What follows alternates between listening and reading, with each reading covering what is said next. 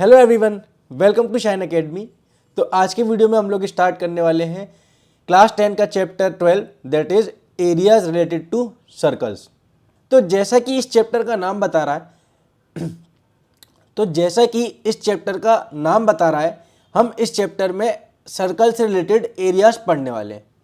आप सभी को पता होगा कि एरिया ऑफ सर्कल क्या होता है, पाई आर स्क्वायर। और अगर सरकमफ्रेंस की बात करें यानी कि उसका पेरीमीटर यानी कि सर्कल की बाउंड्री की बात करें तो वो होता है 2 पाई आर।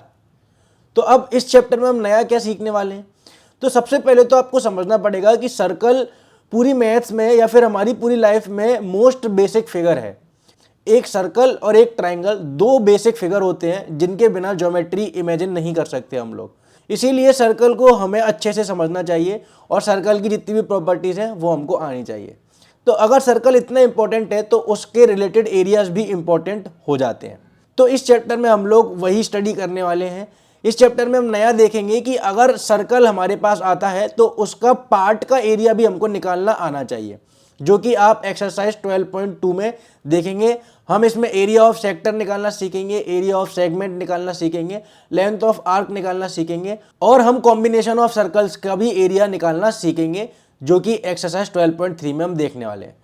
तो आज की जो वीडियो होने वाली है वो है एक्सरसाइज 12.1 के ऊपर। और 12.1 जो एक्सरसाइज है उसमें ऐसा नया कुछ सीखने का नहीं है, उसमें यही दो फॉर्मूले हैं जो इस्तेमाल होने हैं और इनकी मदद से ही एक्सरसाइज 12.1 सॉल्व हो जाएगी।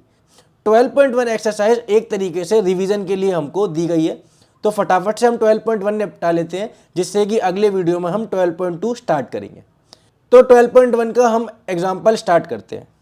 एग्जाम्पल नंबर 1 में बोल रहा है कि cost of fencing a circular field at the rate of 24 पर मीटर इज 5280। यानी कि एक सर्कुलर फील्ड पे उसकी बाउंड्री पे फेंसिंग लगाई है और 24 रुपये पर मीटर के हिसाब से इतने रुपए खर्च हो चुके हैं। आगे बोल रहा है the field is to be applied at the rate of 0.50 पर मीटर स्क्वायर और हमको कॉस्ट ऑफ प्लाइंग बतानी है। अब प्लॉइंग मतलब एरिया से रिलेटेड हो गया। आप देखिए कि इस सवाल में डायरेक्टली हमको क्या निकालना पड़ेगा, एरिया ऑफ सर्कल। सबसे पहले आप ये समझिए कि 24 रुपये पर मीटर के हिसाब से इतने रुपए लग गए हैं। तो हम पहले निकालेंगे कि सरकमफ्रेंस ऑफ सर्कल कितना आने वाला है। हम मान लेते हैं कि सर्कल का सरकमफ्रेंस था x मीटर। तो x मीटर अगर सरकमफ्रेंस माना हुआ है और 1 मीटर के लिए 24 रुपए लगते हैं तो x मीटर के लिए कितने रुपए लगेंगे। तो आप बोलोगे कि total cost will be 24 into x rupees, क्योंकि 1 मीटर का x है तो x मीटर का 24x हो जाएगा। और ये जो कॉस्ट है वो हमको दे रखी है 5280। तो हम बोलेंगे कि 24 into x should be equal to 5280। अब यहाँ से x की वैल्यू सॉल्व हो जाएगी 5280 बाय 24। अब देखिए कि ये 4 से जाएगा 6 टाइम और ये 4 से जाएगा 4 1 जार 4, 4 3 जार 12, 4 2 और ये 0। अभी ये 6 से जाएगा 6 2 जार 12, 6 2 जार 12 और 0। तो आप देखिए कि x is equal to 220 metre आ चुका है। यानी कि यहाँ से हमारे पास क्या आ गया, सरकमफ्रेंस। और सरकमफ्रेंस होती कितनी है, 2 पाई आर, जैसा कि अभी हमने पहले देखा ही था। तो 2 इंटू 22/7 यानी कि पाई की वैल्यू इंटू आर कितना आ गया है 220। अब यहाँ से ये 22 से ये कट जाएगा 10 टाइम्स और 2 से 10 कट जाएगा 5 टाइम्स। तो आर की वैल्यू कितनी आ जाएगी, ये जो नीचे वाला 7 है वो ऊपर चला जाएगा। 7 इंटू 5 35 मीटर हमारे पास आर की वैल्यू आ गई है। अब एक बार अगर आर आ गया जैसा कि आप यहाँ पे देख रहे हैं तो पाई आर स्क्वायर से हम क्या निकाल लेंगे, एरिया ऑफ फील्ड। एरिया एक बार आने के बाद हम कॉस्ट ऑफ प्लोइंग से उसको मल्टीप्लाई कर देंगे तो टोटल कॉस्ट ऑफ प्लोइंग हमारे पास कुछ इस तरीके से आ जाएगी, जो कि ₹1925 आ रही है। तो आपने देखा कि इस सवाल में नया कुछ सीखने का नहीं था। ये सवाल अगर कोई 9th का या फिर 8th का बच्चा भी ट्राई करेगा तो उसको अगर थोड़े बहुत कॉन्सेप्ट अच्छे से आते हैं तो वो कर सकता है। इसी तरीके से 12.1 में भी कुछ नए कॉन्सेप्ट सीखने को नहीं मिलने वाले, पुराने ही जो फॉर्मूले हैं उन्हीं को हम लगाना सीखेंगे। तो अब हम शुरू करते हैं एक्सरसाइज 12.1। क्वेश्चन नंबर 1 में बोल रहा है कि दो सर्कल्स हैं जिसमें एक की रेडियस दी गई है 19 सेंटीमीटर और एक की रेडियस दी गई है 9 सेंटीमीटर। हमको फाइंड करना है एक ऐसा सर्कल जिसका सरकमफ्रेंस इन दोनों सर्कल्स के सरकमफ्रेंस के सम के बराबर हो, और हमको फिर उस सर्कल की रेडियस भी फाइंड करनी है। तो हम मान लेते हैं कि हमारे पास एक बड़ा वाला सर्कल है जिसकी रेडियस हम r मान लेते हैं, और हमारे पास दो छोटे सर्कल हैं, मान लीजिए इसकी रेडियस हमने r1 मान ली और इसकी रेडियस हमने r2 मान ली। तो अगर ऐसा हमने माना है तो इस वाले की सरकमफ्रेंस कितनी हो जाएगी 2 पाई r1 और इसकी सरकमफ्रेंस हो जाएगी 2 पाई r2, और इसकी सरकमफ्रेंस आप बताएंगे वो कितनी हो जाएगी 2 पाई r। क्वेश्चन के हिसाब से इसकी जो सरकमफ्रेंस है वो इन दोनों के सम के बराबर होनी चाहिए। तो हम बोलेंगे कि 2 pi r should be equal to 2 pi r1 plus 2 pi r2। यहाँ से 2 पाई कॉमन आ गया है, अंदर से r1 प्लस r2 बचेगा और 2 पाई यहाँ पे r के साथ है। आप देख रहे हैं कि 2 पाई से 2 पाई कट जाएगा, तो यहाँ पे कितना आ गया r is equal to r1 plus r2। अब इस रिजल्ट को आप चाहें तो याद भी रख सकते हैं कि अगर हमारे पास 2 सर्कल हैं या 4 सर्कल हैं या 5 हैं या 10 हैं, अगर इस तरीके का सवाल आता है कि सारे सर्कल का सरकमफ्रेंस का सम बड़े वाले सर्कल के सरकमफ्रेंस के बराबर आना चाहिए, तो आप देखिए कि रेडियस हमेशा r1 plus r2 plus r3 इस तरीके से ही आने वाली है। तो ये चाहे तो आप याद भी रख सकते हैं, आपके आगे काम आ सकता है।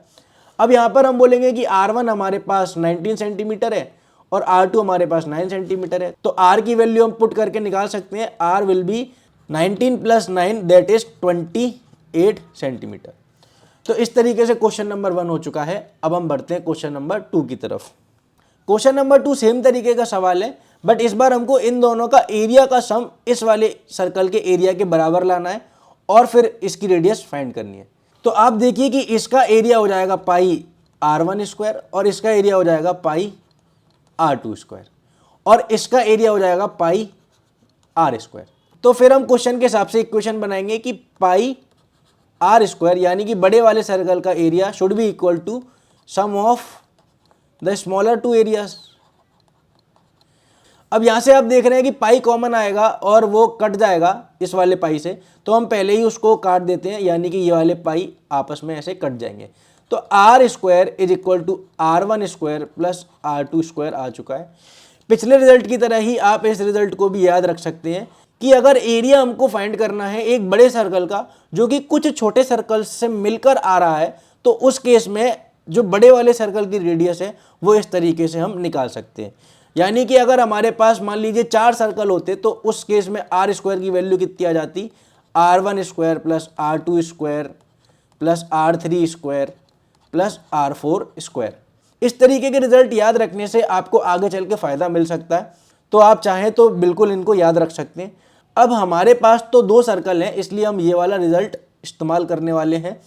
r1 की वैल्यू आप देख रहे हैं 8 सेंटीमीटर हम रख सकते हैं और r2 की वैल्यू हम 6 सेंटीमीटर रख सकते हैं। तो r स्क्वायर कितना आ जाएगा, r square will be 8 square plus 6 square. 8 square is 64 और ये होता है 36। तो r स्क्वायर बराबर अगर 64 प्लस 36 होता है 100, तो r स्क्वायर अगर 100 आता है तो r विल बी रूट 100, क्योंकि हमने बोथ साइड क्या ले लिया, रूट ले लिया। तो r कितना आ गया है 10 सेंटीमीटर। तो इस तरीके से क्वेश्चन नंबर 2 हो चुका है। अब हम बढ़ते हैं क्वेश्चन नंबर 3 की तरफ।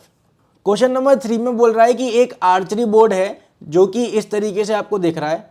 अब ये पीडीएफ क्योंकि ब्लैक एंड वाइट है इसलिए आपको कलर्स नहीं दिख रहे होंगे, बट एक्चुअली में जो बुक है उसमें आप देख सकते हैं कि ये कलर्स किस तरीके से दिए गए हैं। इसमें हमको बताना है कि ये जितने भी कलर्स हैं उनका एरिया कितना आ रहा है। तो आप देखिए कि सबसे पहले अगर हम गोल्ड की बात करते हैं तो वो तो एक पूरा फुल सर्कल है, तो गोल्ड का एरिया आ जाएगा पाई r स्क्वायर।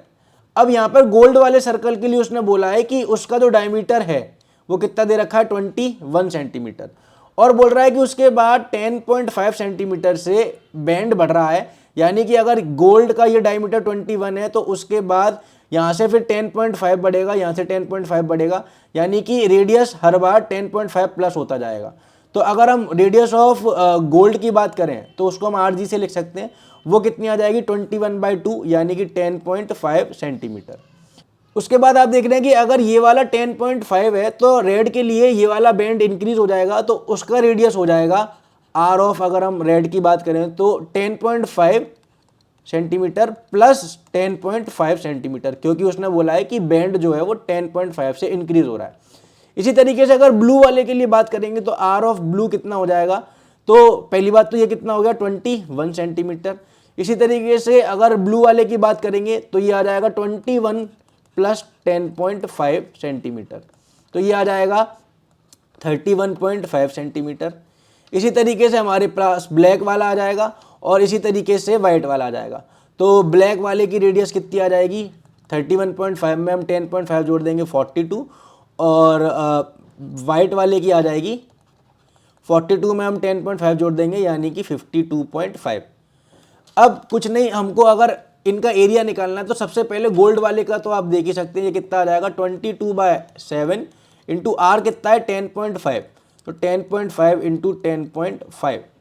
अब 10.5 आपको पता है कि वो कितना है 21/2, तो उसको हम यहाँ पे लिख सकते हैं 22 इंटू ये कितना है 21/2 और 21/2 और एक 7 नीचे है, 7 3 ये कट जाएगा और ये कटेगा 11 बार, तो ये कितना आ गया 11 इंटू 3 इंटू 21/2। अब ये कैलकुलेशन हमको करनी पड़ेगी, तो इसको हम करते हैं आइडेंटिटी की मदद से। हम 11 को लिख सकते हैं 16 माइनस 5 और 21 को लिख सकते हैं 16 प्लस 5 और इंटू 3 बचा है वैसे का वैसा और 2 बचा है वैसे का वैसा। अब ये हो जाएगा 16 minus 5, 16 plus 5 is 16 square minus 5 square, क्योंकि a minus b into a plus b कितना होता है a square minus b square. 16 का स्क्वायर इज 256 और 5 का स्क्वायर इज 25, तो 256 में से 25 माइनस हो जाएगा, वो कितना आ जाएगा 251 231, तो यहाँ पे 231 आने वाला है और इंटू 3/2। अब इसको हम 3 से मल्टीप्लाई कर देंगे तो ये हो जाएगा 693/2 और 2 से डिवाइड करने पे ये कितना आ जाएगा 3 4 और 6.5 सेंटीमीटर स्क्वायर। तो इस तरीके से हमने गोल्ड का एरिया निकाल लिया है। अब रेड वाले का निकालने के लिए आपको क्या करना पड़ेगा कि पूरे सर्कल का एरिया निकालेंगे और उसमें से अगर गोल्ड वाला माइनस कर देंगे तो रेड वाला ही बचेगा। तो इसलिए अब हम क्या करने वाले हैं कि area of gold plus red वो कितना हो जाएगा पाई आर स्क्वायर, और आर कितना होने वाला है इस बार ये वाला, तो पाई आर स्क्वायर यानी कि 21 इंटू 21। अब इसमें से हम ये वाला एरिया माइनस कर देंगे जो कि 346.5 है, तो इस तरीके से जो एरिया मिलेगा वो सिर्फ रेड वाले का ही एरिया मिलेगा। और सिमिलरली फिर आप ब्लू का भी निकाल सकते हैं, ब्लैक का भी निकाल सकते हैं, वाइट का भी निकाल सकते हैं। आप ये सॉल्यूशन देख सकते हैं, इसमें सारा उन्होंने कैलकुलेट करके दिखाया है। तो ये है इस क्वेश्चन का पूरा आंसर। इसमें आप देख सकते हैं कि उन्होंने सारी कैलकुलेशन करके दिखाई है। एरिया ऑफ गोल्ड रीजन निकाल लिया है, वो आ रहा है 346.5 जो कि मैंने आपको करके दिखाया। उसके बाद रेड सर्कल के लिए उन्होंने 10.5 सेंटीमीटर गोल्ड वाले रीजन की रेडियस में ऐड किया है और फिर उसका एरिया निकाला है। और आप देख रहे हैं कि उस एरिया में से गोल्ड वाले सर्कल का एरिया माइनस करके हमारे पास ये एरिया आ रहा है, और यही प्रोसेस उन्होंने बार बार रिपीट करी है। तो आप चाहें तो इसका स्क्रीनशॉट ले सकते हैं या फिर इसको पॉज करके आप एक बार देख लीजिए कि आपकी कैलकुलेशन ठीक आ रही है कि नहीं आ रही। तो ये क्वेश्चन आपको थोड़ा लेंथी लग सकता है, बट एक बार आप ट्राई करेंगे तो आपसे ज़रूर हो जाएगा। तो इस तरीके से क्वेश्चन नंबर 3 हो चुका है। अब हम बढ़ते हैं क्वेश्चन नंबर 4 की तरफ। क्वेश्चन नंबर 4 में बोल रहा है कि एक कार है जिसके व्हील का डायमीटर 80 सेंटीमीटर हमको दिया है। तो हम सबसे पहले तो लिख लेंगे कि अगर डायमीटर 80 सेंटीमीटर है तो रेडियस हो जाएगी 40 सेंटीमीटर। अब आगे बोल रहा है कि ये जो व्हील है वो कितने कंप्लीट रेवोल्यूशन करेगा 10 मिनट के अंदर अगर स्पीड ऑफ कार है 66 किलोमीटर पर आवर। अब सबसे पहले तो आपको समझना पड़ेगा कि जब भी कोई व्हील या फिर कोई सर्कल एक रिवॉल्यूशन कंप्लीट करता है, मान लीजिए वो अभी यहाँ पे है और यहाँ से चल रहा है, तो जब वो यहाँ से यहाँ पे आएगा वापस से घूमते हुए, यानी कि ये वाला पॉइंट घूमते हुए वापस से यहीं पे आएगा, तो यहाँ से यहाँ तक उसने 2 पाई आर डिस्टेंस कवर किया होगा, यानी कि अपनी सरकमफ्रेंस के बराबर। तो अब हमको बस यही बताना है कि कितने चक्कर वो लगाएगा। सबसे पहले हम देखते हैं कि 66 किलोमीटर पर आवर से अगर चल रहा है तो 10 मिनट में कितना डिस्टेंस कवर करेगा। तो हम बोलेंगे कि अगर 1 आवर में यानी कि 60 मिनट्स में वो 66 किलोमीटर चल लेगा, क्योंकि 66 किलोमीटर पर आवर का मतलब क्या होता है कि 1 घंटे में 66 किलोमीटर चलेगा। तो हमको कितना लाना है, 10 मिनट लाना है, तो हमने डिवाइड बाय 6 कर दिया बोथ साइड। तो उससे क्या बन गया, यहाँ पे बन गया 10 मिनट और यहाँ पे बन गया 11 किलोमीटर। तो इसका मतलब वो 11 किलोमीटर डिस्टेंस कवर करने वाला है। अब हम देखते हैं कि इसका सरकमफ्रेंस कितना आ रहा है, यानी कि वो एक रिवॉल्यूशन में कितनी डिस्टेंस कवर करता है। तो वो आ जाएगा 2 इंटू पाई इंटू आर यानी कि 40, तो ये आ गया है 80 पाई। अब ये देखिए आप कि ये सेंटीमीटर में आया है और ये किस में आया है, किलोमीटर में। तो हमको यूनिट्स का खास ख्याल रखना है, तो हम इसको कन्वर्ट कर सकते हैं किस में, सेंटीमीटर में। तो ये 11 इंटू, अब 1 किलोमीटर में 1000 मीटर होता है, तो यहाँ पे हमने 1000 मीटर लिखा। अभी भी हमको मीटर में नहीं चाहिए, हमको चाहिए सेंटीमीटर में। तो इसके लिए हम क्या करेंगे, 100 का इंटू और कर देंगे, क्योंकि 1 मीटर में 100 सेंटीमीटर होते हैं। अब ये डिस्टेंस किस में आ गई है, सेंटीमीटर में आ गई है।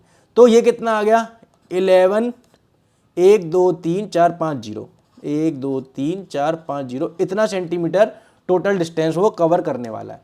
अब टोटल अगर आपको रिवॉल्यूशन फाइंड करने हैं तो क्या करना पड़ेगा, इस लेंथ को एक सरकमफ्रेंस से डिवाइड करना पड़ेगा, तो आपके पास टोटल रिवॉल्यूशन आ जाएंगे।